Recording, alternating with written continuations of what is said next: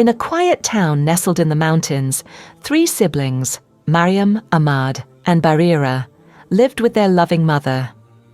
Their home was always filled with warmth, laughter, and the soothing voice of their mother, who never missed an opportunity to teach them about faith.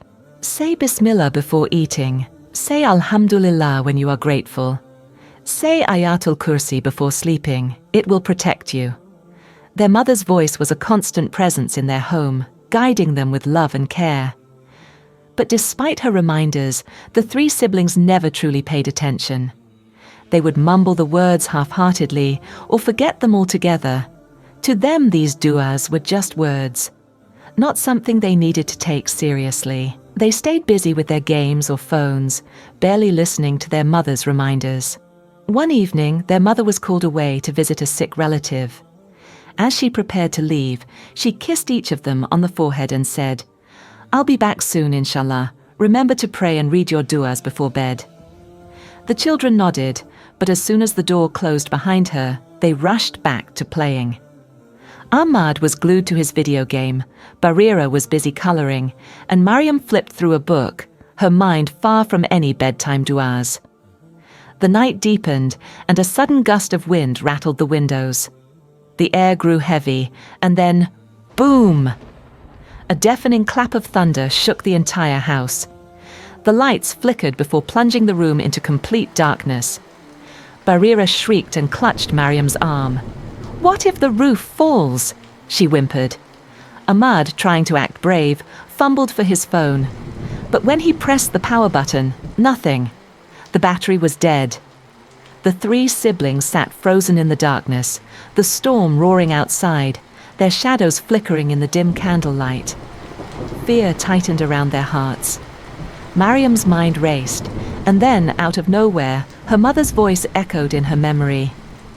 "Whenever you are scared, say Ayatul Kursi.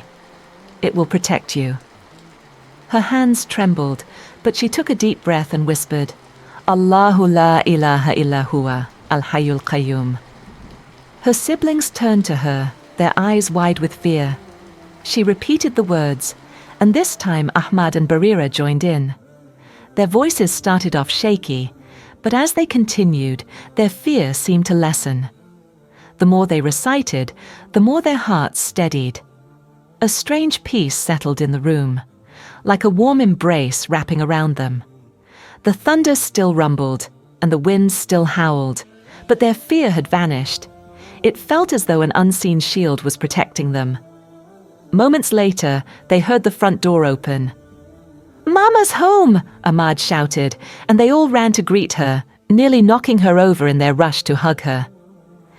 Their mother, surprised by their excitement, asked, "What happened, my loves?" "Mama, we finally understand," Maryam said, breathless. "The du'as you taught us, they really protect us." Ahmad nodded.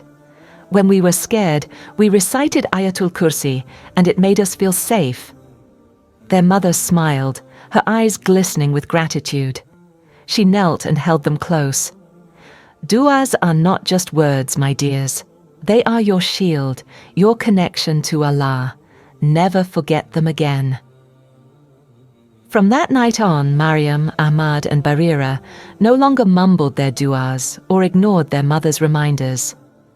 Whether in fear, happiness, or sadness, their first instinct was to turn to Allah, and in their hearts they carried the certainty that His protection was always with them. If you enjoyed this story, make sure to subscribe to Guided Hearts for more beautiful Islamic stories. Want a story with your child's name in it? Let us know in the comments, and we might feature them in a future story.